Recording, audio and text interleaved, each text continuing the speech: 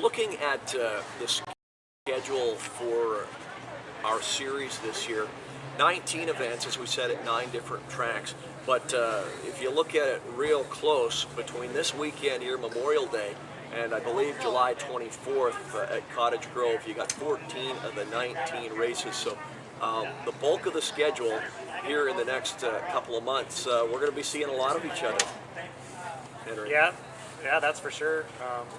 When I first took a look at the schedule, I was actually pretty excited because once you kind of get in a groove racing against the guys, week to week, it's a lot easier than taking 3 or 4 weeks off and kind of having to get in the mindset of those same guys racing again. So I like as much racing as we can get in, and I was excited about the schedule.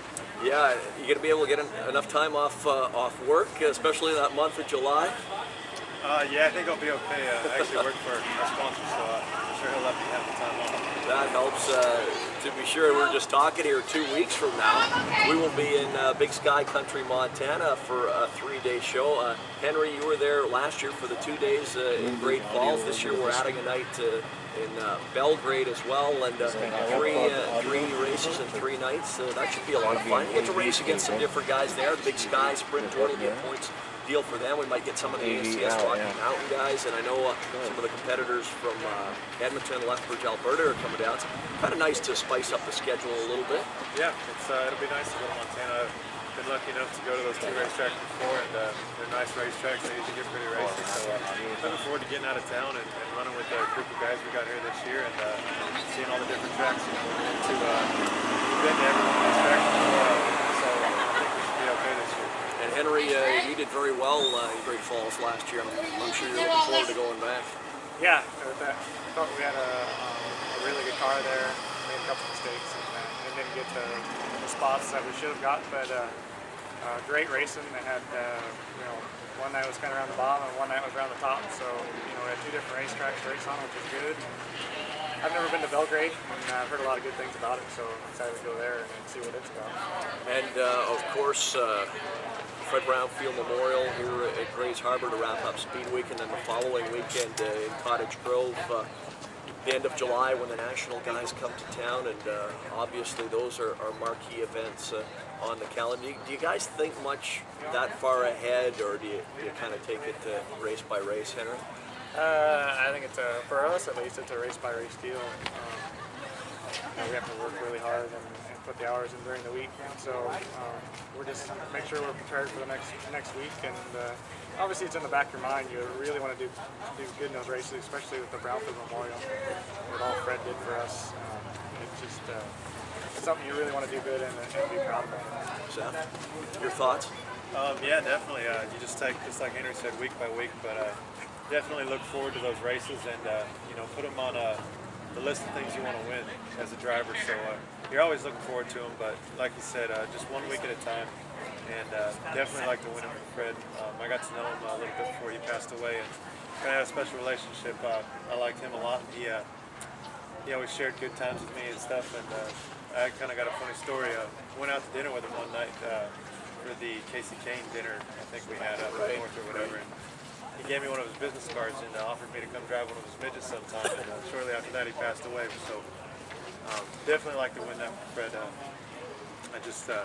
That moment right there means a lot to me, and that's something I'll always cherish. And it'll be 1 week today that Fred gets inducted into the National Sprint Car Hall of Fame in Knoxville. And I know Debbie and a lot of the family members and a lot of the friends are headed back there on June the 5th. Wish we could all be there for that. Talking about the Fred Brownfield Memorial, of course, obviously, so many great memories of Fred. We're still so sad that he's no longer with us. Tragic news this past week, the passing of Jesse Hockett. Seth, a guy I'm sure you got to know pretty well last year. Boy, what a shocking surprise that was to get the news last Wednesday, wasn't it? Yeah, it definitely caught me off guard. Such a great guy and a great racer. Got to know him a little bit last year. Couldn't ask for a nicer guy. And, it's just awful, it takes place like that.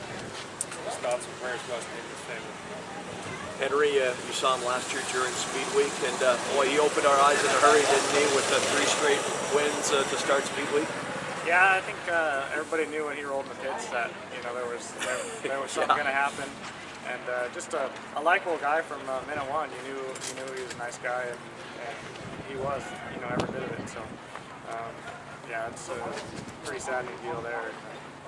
Thoughts go out to all his family. And really, obviously the personal side is those are the things that you will remember the most. But truly one of the throwback old school drivers, of which really there aren't a lot left in sprint car racing. He'd race 360s, 410s, wings, non-wings, sprints, midgets. He even did a little pavement racing. It didn't matter as long as you were going in circles and turning left, he was there. That's a guy that truly loved to race. Yeah, definitely. As a driver, you got to respect that. A guy can get into anything, wing, non-wing, 410, 360, and winning them all. So that says a lot about him right there. Yeah, Henry, I'm sure you've heard the stories from the old days, and that's the way it used to be for a lot of guys, due to a lot of reasons, like we were talking, time away from work, not easy to be on a schedule like that, but yeah, it's not that a lot of us here in the Northwest knew him real well, but I tell you, it's going to be strange not seeing him out here again this year. Yeah, it's, anytime you lose one of your fellow competitors or anybody in deal involved with racing, it's kind of it's a big family, whether it's here in the Northwest or across the nation. So to see it to happen to anybody, it does hurt. Now, guys, this year, obviously, you've been regulars here so far at Grays Harbor through the first part of the season. Apart from ASCS, we're going to see you here on a regular basis most nights. Yeah, we plan on running here every weekend that we're not with ASCS. And outside of that, we just hit up bigger shows around the area and travel with ASCS. But yeah, we'll be here every weekend. They run the weekend shows. Henry? Yeah, so far the plan is to run Elma the weekends we can. Run a couple other good shows. Just do what we do, just make it week to week, see where it goes from there. We've got a lot of sponsors here on this show that have helped make this possible, and we'll acknowledge them right now. Echo Power Equipment, Peter Wire Electrical Contractors, Dan Kent Metals, Larry Fraser, Mark Hewson at Shark Racing Engines, and Jeremy Werner at Raceprint, all helping make this show, the Passing Point, and the American Sprint Car Series Northwest Region possible once again this year.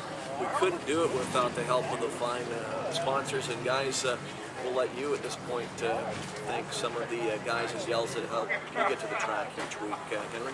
Yeah, we have a lot of guys that help us out, and it's truly appreciated, the people that spend their time and want to see us do better out on the racetrack. So, Shark Racing Engines, Van Dam Dairy, Rich Van Dam Dairy, Michaels, GMS Metalworks, Shareway Industries, Electromotive, Enum Car Express Loop. There's just a lot of people that help out, and the list goes on, but they all know who they are, and they are a huge part of our race team. Seth? I got a few guys to thank. Pete from Superior Marine, definitely. Without him, I don't think this effort this year would be possible. Not Pete from way back when. Is that the same Pete? No. Because there was another Pete back in the day, wasn't there? Or did you have a Pete? That's who. I think they're different Pete's, but I definitely have to thank him. Skagit hoof trimming? Is that it? Yeah. This is Superior Marine. I remember selling this stuff some of the time. Sorry, Seth. It's all right. Him definitely. My parents always, they always put everything. Yeah, isn't that the way? Huh? I mean, you guys are prime examples, but that's the way it is most of the time. Usually, it's the families and the family business that keeps you going, and at least gets you started in your career. Yeah, I think with everybody, it starts with the family, and you definitely have to have some family behind you. It means a lot for me to have my parents and everybody that supports us. So, Overtime Sportswear, Superior Marine, and Porter Electric, that's our main guys. So, thank you to them, and just looking forward to this year and having them behind us. I think we can do good things. And you still running Whitman engines? What do you got for power now? Power plants, now we're running Westmar Racing engines. So okay, made a I couldn't be connection with them last year, did you? With that part of our program, yeah. And Henry, you've been committed to Mark at at Shark Racing Engines pretty much your whole career, haven't you? Yeah, for sure. The last 3 or 4 years, he's a great guy. He's done a wonderful thing for our race team, and not only with the engines, but just support all around the race. He's been there a long time, and anytime you can go ask him questions or share some of his knowledge, it's a pretty good deal to have.